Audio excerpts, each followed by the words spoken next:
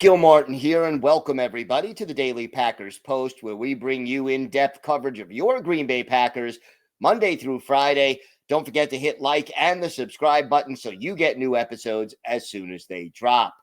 We're going to discuss today something that's kind of important. 5 Packers players on the offensive side of the ball who face a crossroads in their career in 2025. And these are my top 5. And these are guys who, how they perform in 2025 can go a long way in determining the future trajectory of their career, whether they become starters, even possibly stars, or if they become career backups or journeymen, and how and why this upcoming season will be important for them.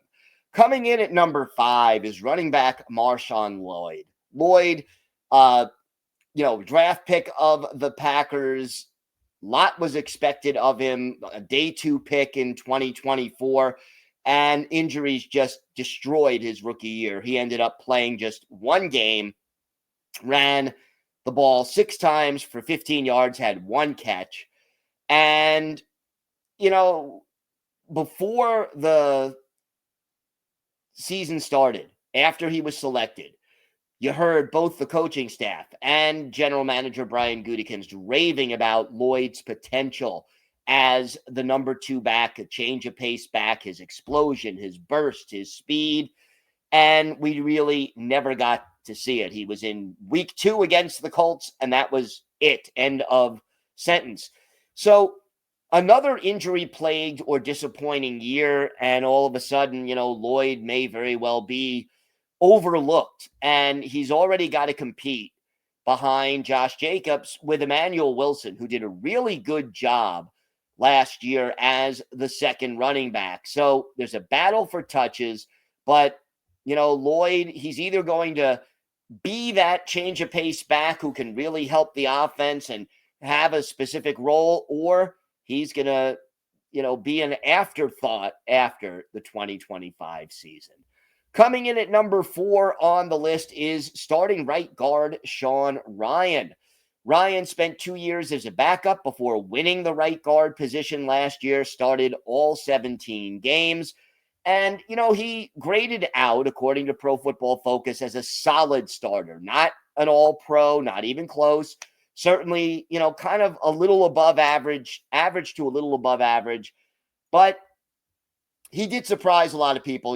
His first 2 seasons when he barely played as a rookie, rotated series with John Runyon Jr. in his second year, and then wins the starting job. But those first 2 years, he was a better run blocker than pass blocker. But once he got to play a full season, he actually graded out better as a pass protector than he did as a run blocker. I love his attitude, his toughness, his aggressive style of play. It adds something to the line and to the locker room. But Rhyan is in the last year of his rookie contract, which is a 4-year deal, and B, he may have to fight with 2024 first-round pick Jordan Morgan for that right guard position. So if he loses that job and does not start this year, he's unlikely to re-sign with the Packers and may very well have, trouble earning a lot of money if he does hit the free agent market next off season. Whereas if he establishes himself as a solid starter as the right guard again and stays healthy, he could be up for a second contract with the Packers. So a lot at stake for Sean Rhyan. Coming in at number 3 is Jordan Morgan, and we don't know where he's going to play. I mentioned he may compete for the right guard spot with Sean Rhyan. He also may compete with Rasheed Walker for the left tackle spot. He only played 6 games as a rookie. Injuries also felling Jordan Morgan. And he started 1 game. That was when Elton Jenkins had to move to center to replace an injured Josh Myers. But Morgan, scouts feel he's better on the interior in the NFL, mostly because of his lack of arm length. But he played left tackle in college, moved to right guard last year, but never really got on track. He alternated series with Rhyan early in the season when he was healthy. He needs to establish himself. Yeah, he's not necessarily in danger of getting cut, but if he has 2 injury-plagued years or fails to win either of those 2 starting jobs or doesn't perform well, it changes the trajectory of Morgan's career.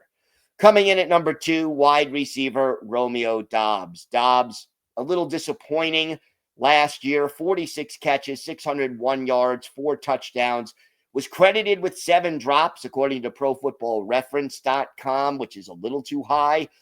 Doubs has good chemistry with Jordan Love. He's kind of the go-to guy on 3rd and 6 or 3rd and 7.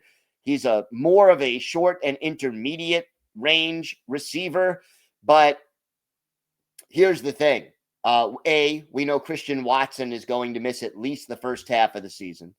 B, this is Dobbs's contract year as well.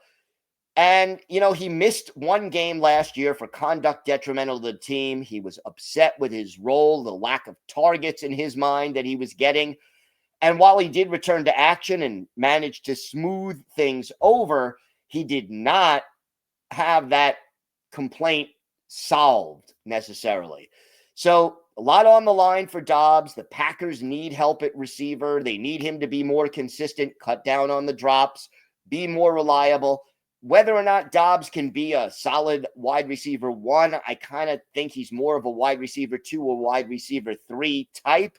But how he does this season will go a long way to determining whether he's back in Green Bay in 2026 or if Brian Gutekunst opts to look elsewhere or maybe sign some of the other receivers coming back. And again, we don't know about the draft yet, but big season for Romeo Doubs. And at number 1 right now is left tackle Rasheed Walker. Walker goes from being a 7th-round pick in 2022 who barely saw the field to starting in week 2 at left tackle after David Bakhtiari really had his career ended by the reoccurring knee injury. And, Walker was a solid left tackle, I would say an above average left tackle over the last 2 seasons. Much better in pass protection than he is at run blocking. But, he did a really nice job of protecting Jordan Love's blind side. He is also in the final year of his rookie contract. And again, he will possibly face some competition from Jordan Morgan for the starting job. We know Zach Tom also needs a new contract. We mentioned Sean Ryan needing a new contract. If Walker continues to play well and start at left tackle, it's possible the Packers give him a second deal and he stays in Green Bay.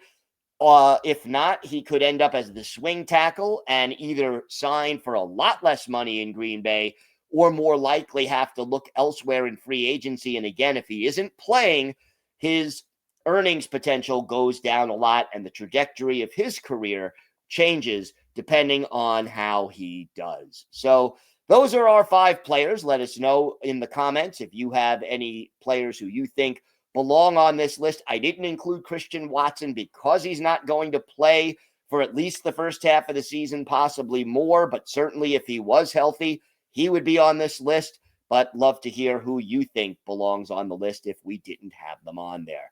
Don't forget to check out our website at thepackerspost.com for in-depth daily coverage of your Packers Monday through Saturday. We're here every day bringing you videos on the Packers. So don't forget to hit the like button and hit subscribe so you never miss an episode. I'm Gil Martin. Have a great day, everyone, and thanks for watching the Daily Packers Post. Go Pack Go.